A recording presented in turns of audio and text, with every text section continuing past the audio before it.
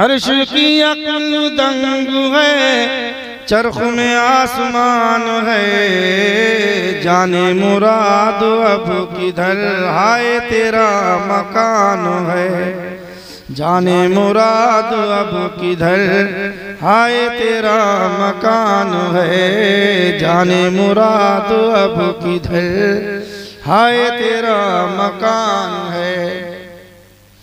अर्श पे ताज़ा छेड़छाड़, फर्श पे तुरफा धूमधाम। अर्श पे ताज़ा छेड़छाड़, फर्श पे तुरफा धूमधाम। और कान जिधर लगाइए तेरी दास्तान है, कान जिधर लगाइए तेरी दास्तान है। और अकीदे का शेर मुलाजा फरमाए। आला हज़रत कहते हैं या रसूल अल्लाह वो जो न थे तो कुछ न था, वो जो न हो तो कुछ न हो। वो जो न थे तो कुछ न था, वो जो न हो तो कुछ न हो।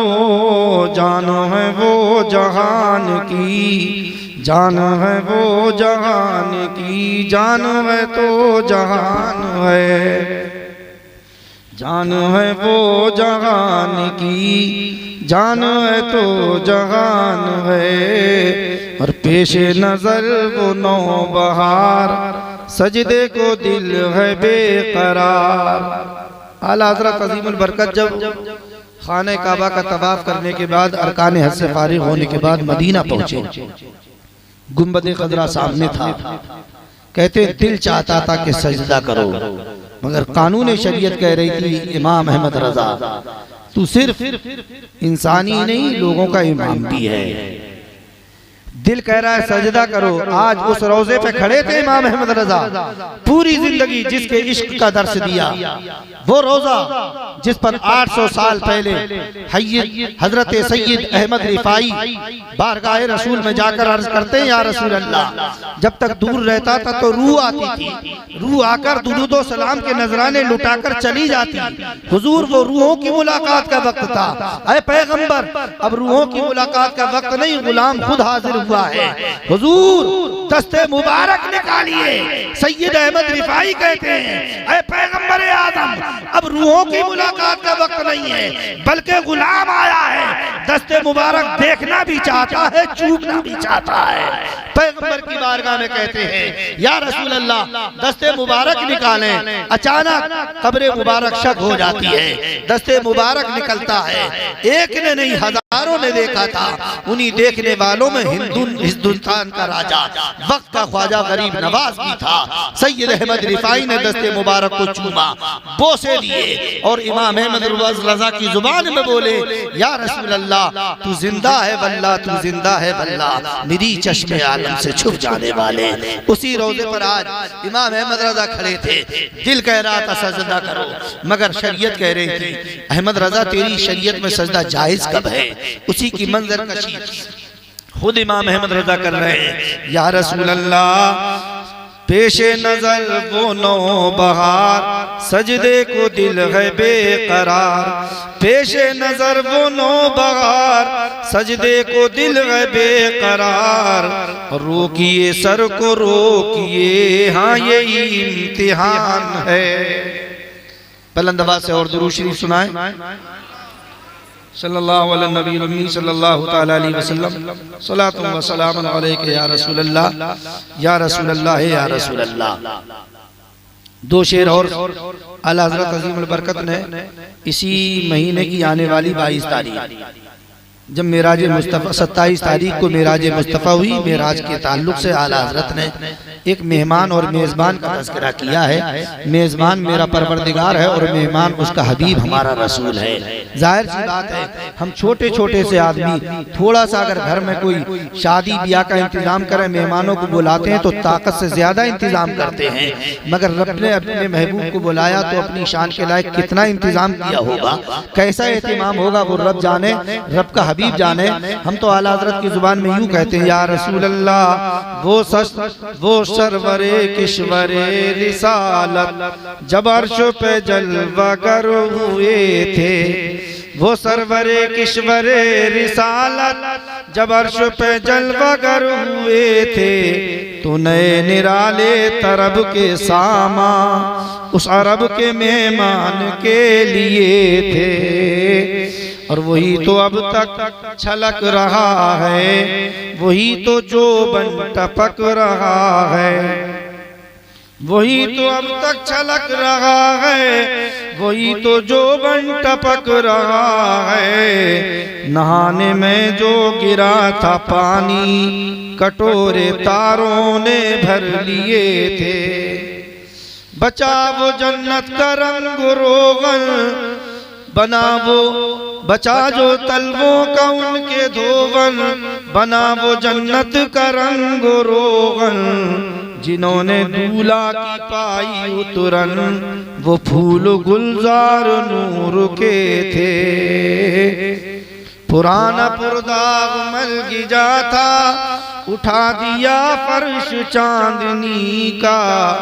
आला हज़रत कहते हैं नबी कौनैन को 27 तारीख में मेराज कराई गई। कितनी तारीख में? 27 तारीख जब आती है चांद की तो चांद छुपता है कि चमकता है? बोलो, छुप जाता है ना।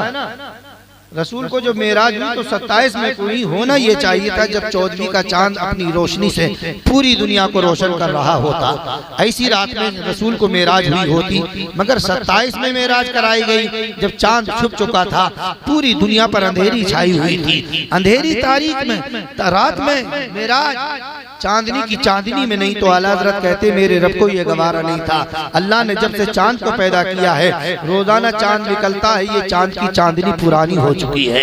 रब को ये गवारा नहीं मेरा महबूब आए पुरानी चांदनी में आए, फिर रोशनी नई क्या होगी। आज तो नई रोशनी का इंतजाम करना है। मेरे मौला ये बता वो नई रोशनी कौन सी थी? तो जवाब मिलेगा नई रोशनी ये थी कि आज मैं अपने महबूब के चेहरे से पर्दों को हटा दूंगा, उधर पर्दे हटेंगे, पूरी दुनिया रोशन हो जाएगी। इसलिए अल्लाह ने दुनिया में अपने महबूब को भेजा, ऐसे नहीं भेजा रुखे मुस्तफा पर 70,000 पर्दे डालकर भेजा है।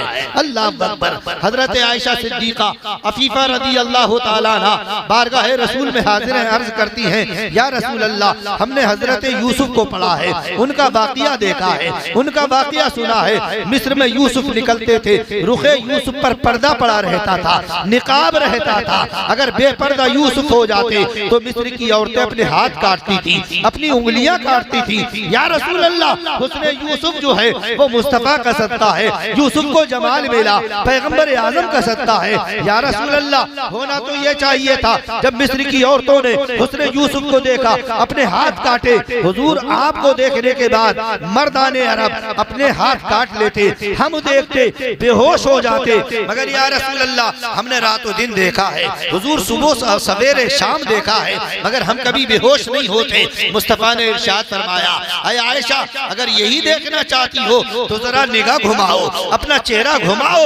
हजरत आयशा सिद्दीका ने चेहरा घुमाया, मुस्तफा ने अपने रुखे ज़ेबा पर हाथ फेरा, एक मर्तबा हाथ फेरा, फिर इरशाद फरमाया अय आयशा अब देखो। हजरत आयशा ने चेहरे को मोड़ा है, मुस्तफा को देखा है, बेहोश होकर जमीन पर गिरी है, गश खाकर जमीन पर गिरी, बेताब हो गई, होश खो बैठी। मुस्तफा ने थोड़ी देर के बाद जब होश आया इरशाद फरमाया आयशा क्या हुआ? होश खो बैठी, अभी तो एक पर्दा हटा है। रब्बे कदीर की कसम मेरे मौला ने मेरे चेहरे पर 70,000 पर्दे डाले हैं। अल्लाह अकबर। एक पर्दा हटा, मुस्तफा की बीबी क़यामत तक के मोमिनीन की माँ आयशा बेहोश हो गई। अंदाजा लगाओ अगर सारे पर्दे हट जाते तो मुस्तफा को कौन देख पाता? जब देख नहीं पाता तो कोई करीब न हो पाता, जब करीब न हो पाता तो कैसे उनको रोशनी मिलती, कैसे हिदायत मिलती, कैसे शरीयत मिलती, कैसे कानून मुस्तफा मिलता। इसलिए मेरे मुस्तफा को पर्दों के साथ भेजा गया, निकाब के साथ भेजा गया, 70,000 पर्दे डालकर भेजा है। ऐ सिद्दीक करीब आ जाओ, मेरा हबीब आया है, इस शान से आया है, जो देखेगा वो देख लेगा। कभी सदाकत का अलंबरदार बन जाएगा, कभी अदालत का शहसवार बन जाएगा। कोई देखेगा तो शजाअत का अलंबरदार होगा, कोई देखेगा तो सखावत का शहसवार होगा। मुस्तफा को देखते चले जाओ और अपनी झोलियां भरते चले जाओ। आला हजरत अजीमुल बरकत कहते हैं, रोशनी पुरानी थी, उसको हटा दिया गया। मुस्तफा के चेहरे से पर्दे हटे, पूरी दुनिया रोशन हो गई है। इसलिए आला हजरत अजीमुल बरकत कहते हैं, या रसूल अल्लाह, पुराना पुरदाग मलगिजा था, उठा दिया फर्श चांदनी का। हुजूम तारे निगाह से कोसों, कदम कदम फर्श बादले थे। एक मर्तबा बुलंद आवाज से दुरूद शरीफ सुनाएं। अल्लाहुम्मा सल्ली अला सय्यदना शफीना व मौलाना मुहम्मद मादिनिल जूद वल करम वालिही व बारक व सल्लम सलातु व सलामन अलैका या रसूल अल्लाह। ऐ लोगों, शादियां तो होती रही हैं, शादियां होती रहेंगी, शादियां हो रही हैं, मगर कितनी अच्छी होगी वो शादी।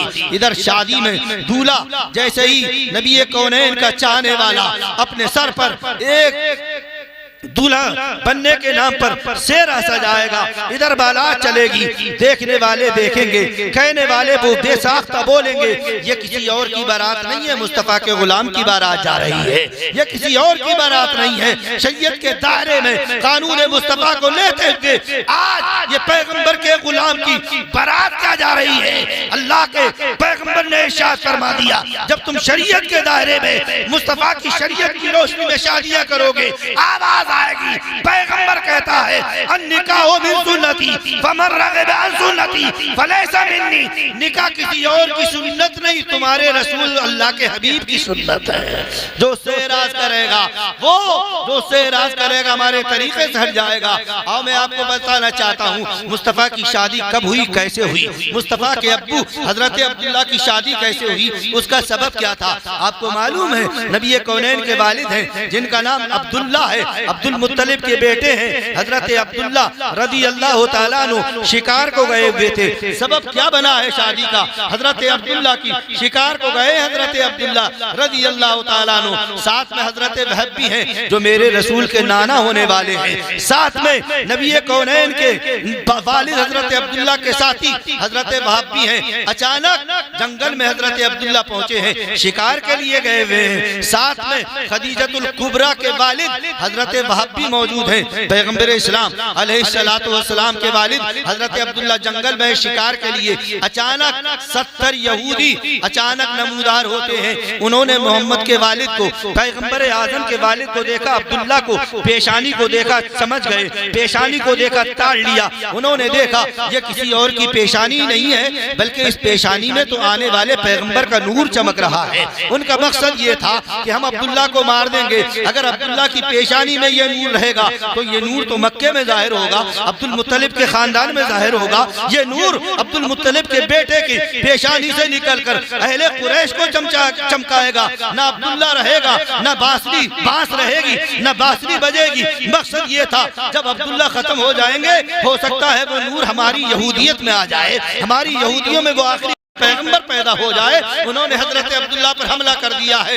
मकसद ये है अब्दुल्ला को मार दे तो वो नूर उधर ना जाएगा, इधर आ सकता है। हजरत अब्दुल्ला पर हमला कर दिया है, मगर याद रखो परवरदिगार आलम नबी कौनैन का मुहाफिज है, उनके वालिद का मुहाफिज है। रब्बे कदीर जिसको मिटाना चाहे उसको कोई बचाता नहीं, और जिसको रब बचाना चाहे उसको कोई मिटाता नहीं। अल्लाह अकबर। हजरत अब्दुल्ला रज़ी अल्लाह ताला अन्हु की तरफ 70 यहूदी बड़े हैं, अकेले मेरे पैगंबर के वालिद हैं हजरत अब्दुल्ला। दूर से हजरत वहाब देख रहे हैं, एक काफिला उतरा है, नंगी तलवारें हैं, हाथ में लाठियां हैं, अब्दुल्ला की तरफ बढ़ता जा रहा है। अब्दुल्ला को मारने के लिए अब्दुल्ला के करीब पहुंचे, मिलकर हमला कर रहे हैं। अब्दुल्ला पूछ रहे हैं, बताओ तो सही मेरी गलती क्या है, मेरे मारने की वजह क्या है, मगर कोई जवाब नहीं देता। मकसद सिर्फ ये है अब्दुल्ला को मार देंगे, इनकी पेशानी में नूरे मोहम्मदी चमक रहा है, आखिरी पैगंबर का नूर नूर जलवागर है, इसको मार देंगे, वो नूर मक्के में ना जाएगा, वो कुरैश में नहीं पहुंचेगा।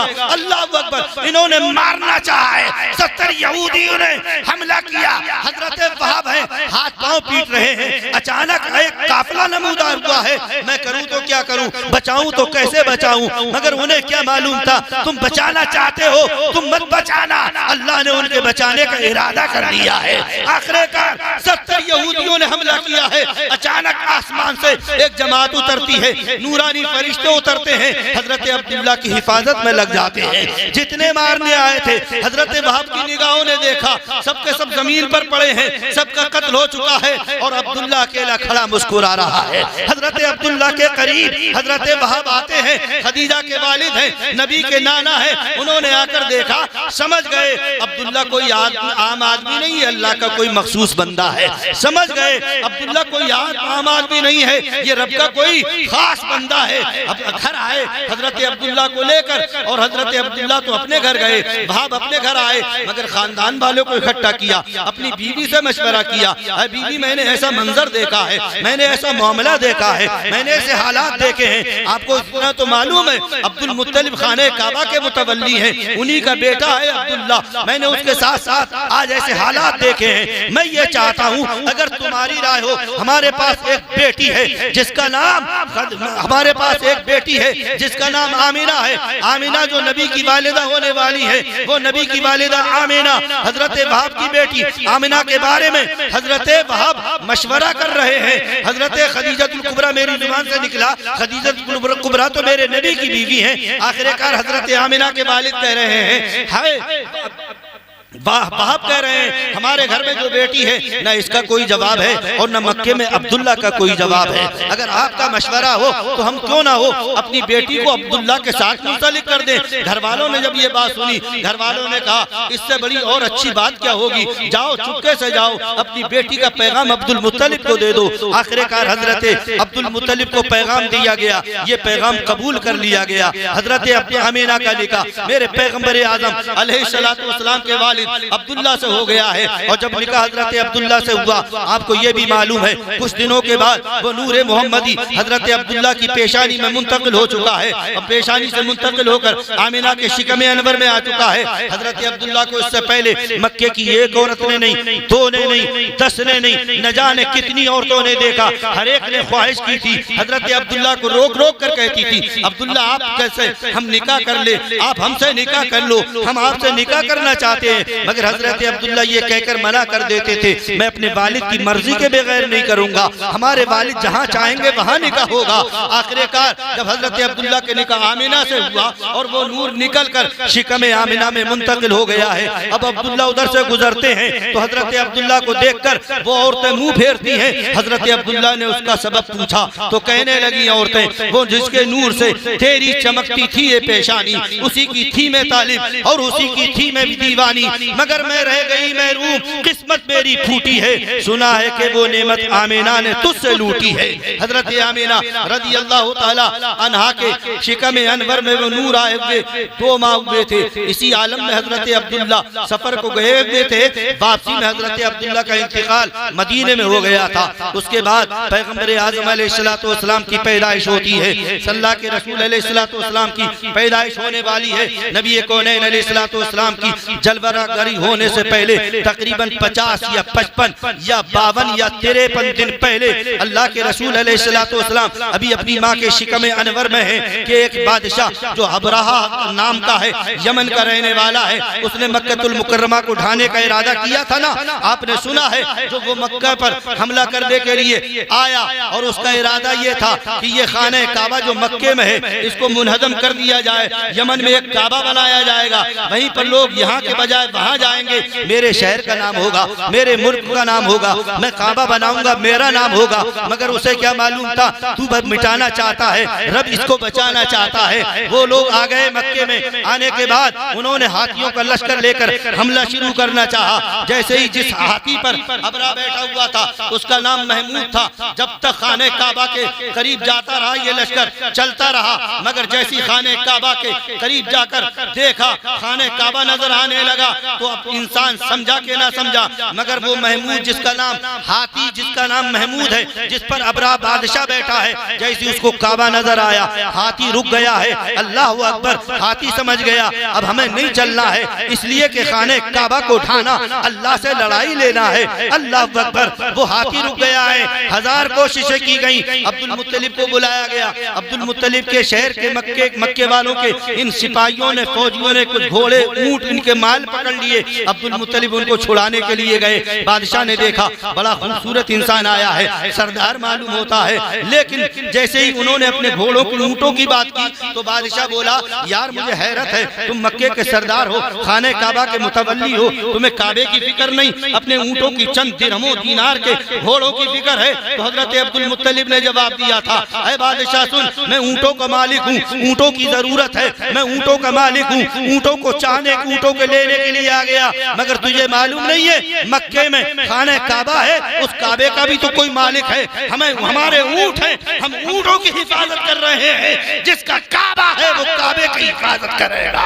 हमने उससे कह दिया है वो काबे की हिफाजत करेगा। आखिरकार हजरत अब्दुल मुत्तलिब ऊंट लेकर, घोड़े लेकर वापस हुए। शहर वालों से कहा, चलो अब तुम सबके सब पहाड़ियों पर चढ़ जाओ, शहर को खाली कर दो। जब बाहर की ताकतें आती है तो शहर का सत्यानाश हो जाता है, लोगों का शीराजा बिखर जाता है। हजरत अब्दुल मुत्तलिब ने सबको तो चढ़ा दिया पहाड़ियों पर और खुद पहुंचे खाने काबा। काबे में जाकर मालूम है क्या कहा था, है मेरे मौला, है परवरदिगार, अगर वही शिकम में आमीना में है जिसकी बशारत अंबिया और मुरसलीन ने दी है, अगर वही आने वाला है तो मैं उसी को वसीला बनाकर तुझसे तेरे काबे की हिफाजत की दुआ कर रहा हूँ। है मेरे मौला, तू काबे की हिफाजत फरमा। इतना कहा, पेशानी अब्दुल्ला से एक नूर निकला, काबे पर छा गया। जैसे ही काबे पर छाया, अब्दुल मुत्तलिब मुस्कुराए, पहाड़ी पर चले गए और कहने लगे, देखो ये नूर जब जब चमका है, रब ने हमारी मदद की है, आज फिर चमका है। अब तुम खड़े होकर मंजर देखो,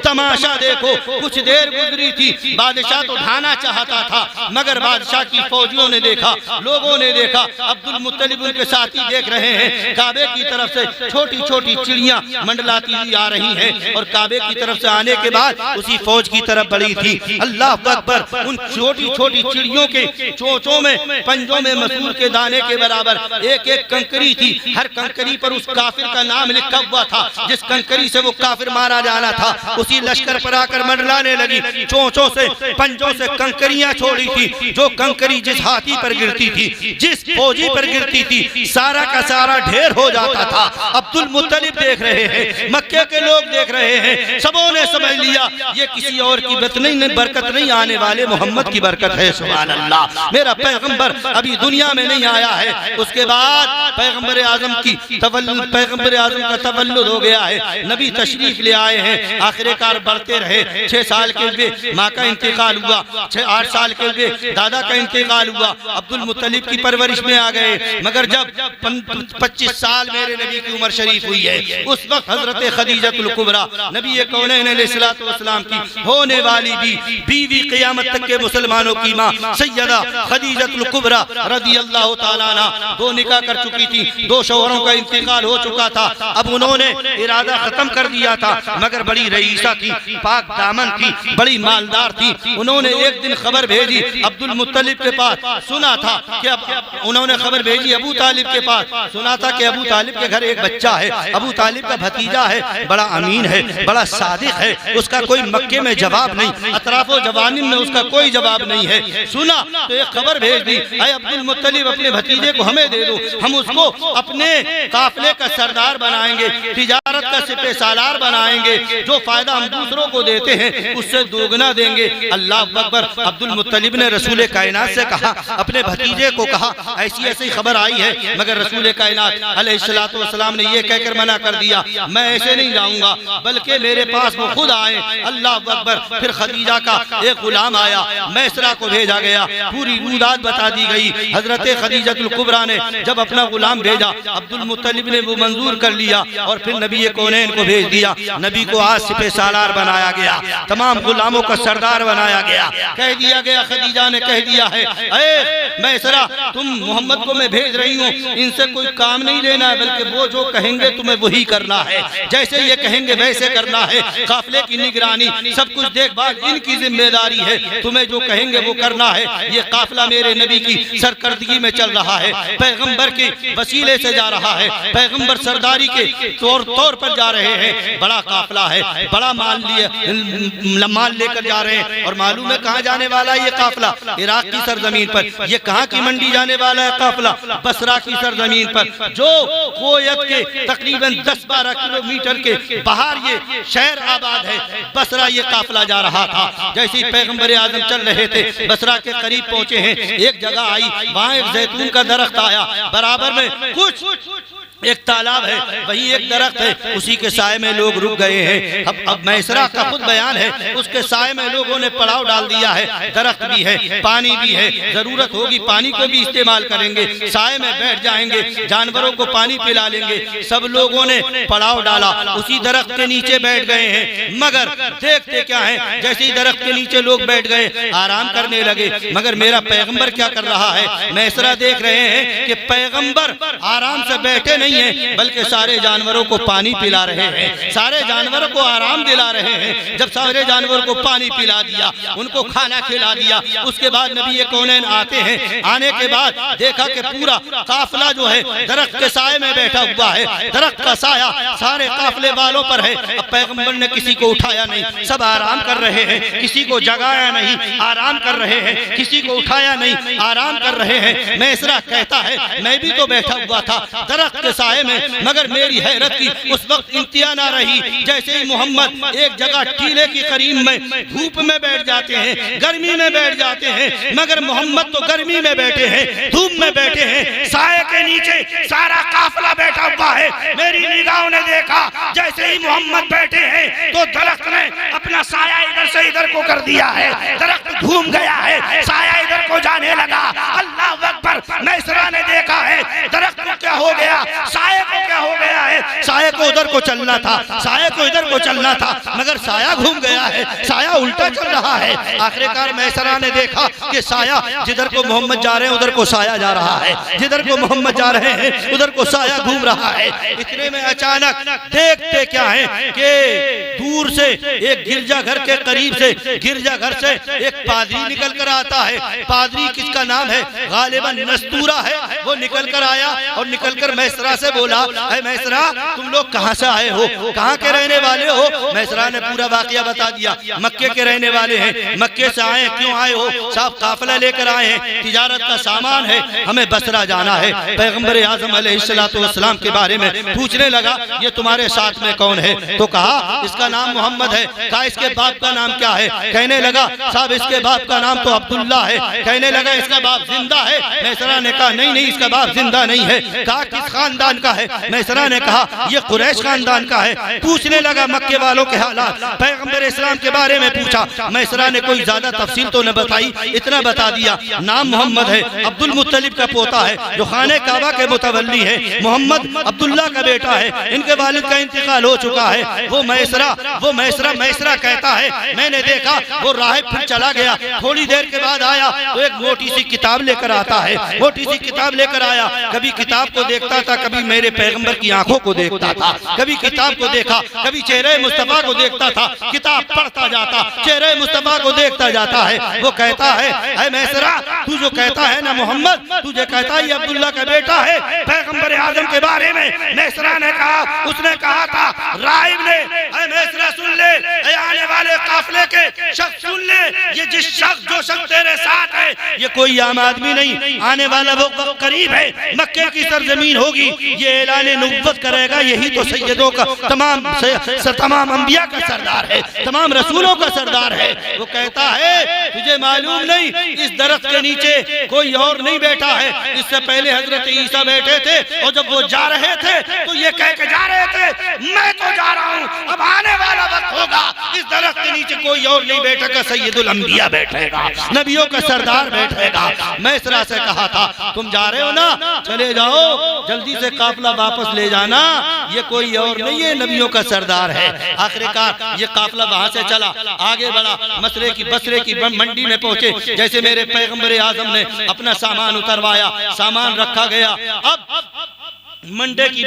बसरे की मंडी लगी हुई है, सामान उतारा गया है, लोग अपने अपने सामानों को रख रहे हैं, सजा रहे हैं। मगर यहाँ पर आलम ये है, एक नहीं, दो नहीं, 10 नहीं, 20 नहीं, 50 नहीं, सैकड़ों की तादाद में लोग आते हैं और तिजारत का सामान कब देखते हैं, मोहम्मद को ज्यादा देख रहे हैं। एक आने वाला शख्स आया, बूढ़ा शख्स है, आने के बाद देखता है पैगंबर आजम को, देखता रहा, देखने के बाद पूछा आपका नाम क्या है, बताया गया नाम ये है, वालिद का नाम क्या है, बताया गया नाम ये है। वो अपनी किताब निकाल कर लाता है, निकालने के बाद कभी किताब को पढ़ता था, कभी मेरे मुस्तफा को देखता था, किताब पढ़ता जाता था, चेहरे मुस्तफा देखता जाता था। आखिरकार देखता रहा, कहने लगा ऐ काफिले वालों सुनो, ऐ मैसरा सुनो, ये तुम्हारा जो सरदार आया है ये कोई आम आदमी नहीं है। मैंने जो निशानी देखी है और वो निशानी जो पड़ी है, वो पड़ी हुई निशानी इसकी आंखों से मिला रहा हूँ, मैं जानता हूँ ये कोई और नहीं है, यही वो नबी है जो अपनी नबुव्वत का ऐलान करने वाला है। मैसरा से कहा, मैसरा ने पूछा तुमने कैसे पहचान लिया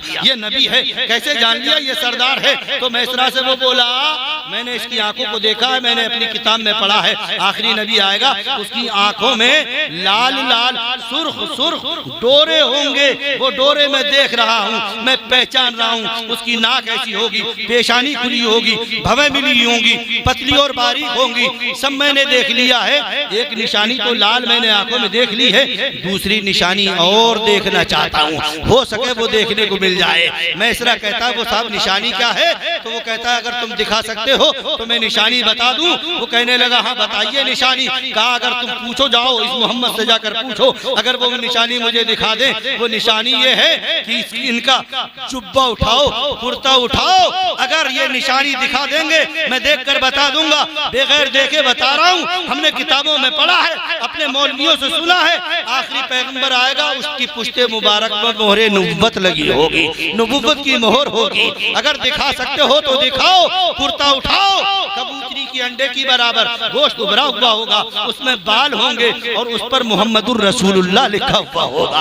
अल्लाह अकबर। जैसे ही मैसरा ने ये सुना कहने लगे चलो हम दिखवाते हैं। जाकर कहा अरे मोहम्मद आप अपना कुर्ता उठा सकते हैं, कुर्ता उठाकर दिखा सकते हैं। मेरे पैगंबर ने जैसे ही कुर्ता उठाया है, अल्लाह अकबर, कुर्ते का उठाना था, कुर्ता उठा, उस बूढ़े पादरी ने देखा है, पैगंबर की मोहरे नबुव्वत को देखा, सजदे में गिरा और गिरने के बाद पैगंबर के कदमों पे गिर के बोला ऐ मोहम्मद मुझे मालूम है आप ऐलान नबुव्वत करेंगे, काश को वो वक्त ये होता आप ऐलान नबुव्वत करते मैं गुलाम बन जाता।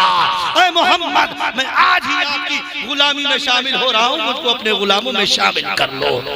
फिर उस पादरी ने उस शख्स ने कहा था बेचो सामान, जल्दी बेचकर वापस चले जाओ, यहाँ लोग दुश्मन हो सकते हैं। हाल ये था मोहम्मद को देखने आते और जो आता था ना वो सोचता था यार इतना अजीम शख्स आया है, इतना बाबरकत इंसान आया है, क्यों ना हो इसकी सामान तिजारत से कुछ सामान ले लिया जाए। जो 4 दिन में बिकने का था वो 1 दिन में बिका, जल्दी से सामान बेचा और बेचने के बाद वहाँ से जो खरीदना था वो खरीदा।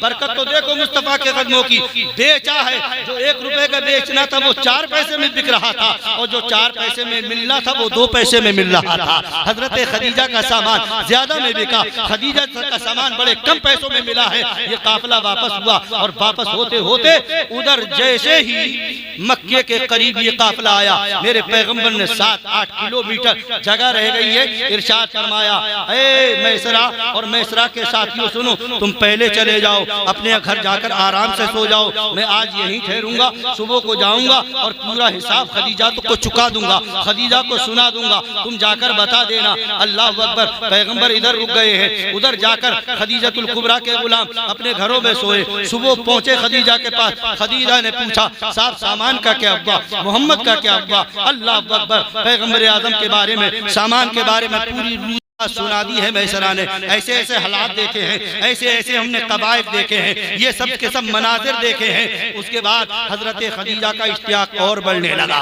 मोहब्बत लपटें मारने लगी। हजरत खदीजा सोचने लगी कैसे ही मोहम्मद आ जाते, हम उनकी जुबान से रुदात सुन लेते, अपने काफिले का फायदा, अपनी तिजारत का फायदा देख लेते और सुन लेते। चैन ना पड़ा, अपनी सहेली को बुलाया जिसका नाम नफीसा है, वो घर में बैठी बातें कर रही हैं। सुकून ना मैसर आया, फौरन 2 मंजिल मकान पर चढ़ जाती हैं, मेरे पैगंबर का रास्ता देख रही हैं, सुन रही थी। जो सुना था वो दिलों में मौजे मार रहा है। अब खदीजा ने ऊपर चढ़कर देखा क्या, कुछ देर के बाद काफिला नजर आता है, मोहम्मद नजर आ रहे हैं, ऊँटनी पर सवार हैं। पैगंबर आजम को देख रही हैं। देखती क्या है, जिधर को मोहम्मद की सवारी आती है तो आसमान से बादल उनके ऊपर साया करके चल रहे हैं। सुभान अल्लाह। आसमान से बादल साया करते हुए जा रहे हैं। अल्लाह अकबर। जैसे ही उन्होंने ये मंजर देखा, जो सुना था अब आंखों से देखने लगी। जितनी सवारी करीब आती जाती थी, पैगंबर आजम करीब आते थे, हजरत खदीजा अपनी आंखों से देख रही हैं। दरख्त आते हैं तो दरख्त मोहम्मद की तरफ झुकते आ रहे हैं, बादल आते हैं साया करते जा रहे हैं। आखिरकार वो वक्त करीब आया, नबी कौनैन हजरत खदीजा के घर पहुंचे। पहुंचने के बाद पूरी रूदा सुना दी, सामान दे दिया, सारा फायदा सुना दिया। पैगंबर आजम को हजरत खदीजा ने दोगुना जो बताया था उससे दोगुना फायदा दे दिया है, दोगुनी उजरत दे दी है। नबी इधर को चले, हजरत खदीजा को तो अब मोहब्बत जोशे मार रही है, मोहब्बत तड़पाने लगी। नफीसा को बुलाया अपनी सहेली को और कहने लगी, जाओ ना कोई ऐसी सूरत निकालो ना, मैंने तो निकाह करने से इनकार कर दिया, तबीयत नहीं चाहती थी, 2 शौहरों का इंतकाल हो चुका है। अल्लाह अकबर। मगर हजरत खदीजा कहती हैं, अगर कोई सूरत बन पड़े तो ऐसी सूरत निकालो कि मैं मोहम्मद से अपना निकाह करना चाहती हूँ। सुभान अल्लाह। निकाह करना। नफीसा ने कहा, फिक्र करने की जरूरत नहीं है, मोहम्मद की जो फूफी है जिसका नाम आतिका है वो मेरी सहेली है, मैं भी जाकर रुदात बयान कर देती हूँ। नफीसा जो हजरत खदीजा की सहेली है, हजरत आतिका के घर पहुंची और पहुंचने के बाद कहा, एक पैगाम लेकर आई हूँ, शादी का पैगाम है। आतिका ने कहा, किसका पैगाम, किसकी शादी का पैगाम? कहा, खदीजा की शादी का पैगाम है। किसके लिए? आतिका ने पूछा, किसके लिए? नफीसा कह रही, किसी और के लिए नहीं, तुम्हारे भतीजे मोहम्मद के लिए। सुभान अल्लाह। सुभान अल्लाह। आतिका ने सोचा, भतीजा मेरा 25 साल का है, खदीजा की उम्र तकरीबन 40 साल की है, आखिरकार तुमने देखा क्या है, मकसद क्या है? मेरा भतीजा एक गरीब है, मगर तू जिसकी बात करती है वो मक्के की रईसा है, पाक दामन है, 2 शादियां पहले हो चुकी है, किसकी बात करती हो? आखिरकार हजरत आतिका ने कुछ सोचा, सोचने के बाद कहने लगी, अच्छा तुम कल आना। नफीसा वापस हो गई। कल हुआ तो कल हजरत नफीसा कल पहुंच गई। उधर आतिका ने अबू तालिब को भी बुला रखा है, नबी कौनैन को भी बुला रखा है, उधर आतिका भी बैठी है, नबी के घर वाले भी बैठी हैं। अब नबी पहुंच गए हैं, नबी कौनैन अलैहिस्सलातु वस्सलाम की शादी का पैगाम लेकर। फिर कौन पहुंची? वही नफीसा पहुंची। अब अल्लाह के पैगंबर अलैहिस्सलातु वस्सलाम को भी नफीसा देख रही है, मगर देखती क्या है, मोहम्मद जिसका नाम है वो तो उनकी निगाहें नीची है, सर को नीचे किए बैठे हैं। आतिका ने बात शुरू की, बताओ नबी से कैसे आने हुआ है? आखिरकार पूरी रूदा सुना दी गई। अल्लाह अकबर। ये वो निकाह था जो सादा अंदाज में किया जा रहा था, ये वो निकाह था जो ऐसी औरत से किया जा रहा था जिसकी 2 शादियां हो चुकी, 2 शौहरों का इंतकाल हो चुका है, मगर आज उस पैगंबर आजम से उस बेवा का निकाह हो रहा है। दुनिया वालों को मेरा पैगंबर वो निकाह करके दस देना चाहता था। अब तक मक्के के हालात ये थे, जिसका शौहर खत्म हो जाता उसको मनहूस कहा जाता, उस बेवा को गिरी नजरों से देखा जाता, उसके सामने से कोई निकलना नहीं चाहता, देख लेता तो अपने काम को छोड़ देता। आज काम अच्छा नहीं होगा, आज दिन अच्छा नहीं गुजरेगा। बेवा का मुंह देखा है जिसका 2 शौहरों का इंतकाल हो चुका है, मगर मेरे पैगंबर ने उससे निकाह कर कर दुनिया वालों को बता दिया, ऐ लोगों, जो बेवा होती है वो मनहूस नहीं बल्कि अल्लाह की नेक बंदी महबूबे परवरदिगार के सीने से लगाने के लायक होती है। पैगंबर आजम ने उनसे निकाह फरमाया। जिससे अल्लाह ने औलाद अता फरमाई। मालूम है ये निकाह किस बिना पर हुआ था? मेरे पैगंबर की सदाकत की बिना पर। किस बिना पर हुआ है? नबी की अमानत की बिना पर। किस बिना पर हुआ है? नबी कौनैन अलैहिस्सलातु वस्सलाम की सच्चाई की बिना पर, अमानतदारी की बिना पर, नबी कौनैन अलैहिस्सलातु वस्सलाम के ये अनमोल हालात जिंदगी के देखने के बिना पर हजरत खदीजा बेताब हो गई थी, मजबूर हो गई थी। उन्होंने पैगाम भेजा था, आखिरकार निकाह हुआ। प्यारे, आज तुम निकाह करना चाहते हो, उसी पैगंबर की सुन्नत को सामने रखो, फिर निकाह करो। मेरा पैगंबर कहता है, ऐ लोगो, तुनकाहुल मरअतु लिअरबईन, औरतों से 4 बिना पर निकाह किया जाता है। ले मालेहा वले हसबेहा वले जमालेहा वले दीनेहा। कुछ लोग निकाह करते हैं तो हाँ मालो दौलत देखते हैं, कुछ लोग निकाह करते हैं हुस्नो जमाल देखते हैं, कुछ लोग निकाह करते हैं हसबो नसब देखते हैं, कुछ लोग निकाह करते हैं दीनदारी देखते हैं। मेरा पैगंबर इरशाद फरमाता है, फस्फर बेबाज़ाति दीन, ऐ मेरे गुलामों तुम निकाह करो। ठीक है, कुछ लोग माल देखते हैं, हुस्नो जमाल देखते हैं, हसबो नसब देखते हैं। पैगंबर आज़म ने इरशाद फरमाया, गुलामों निकाह करना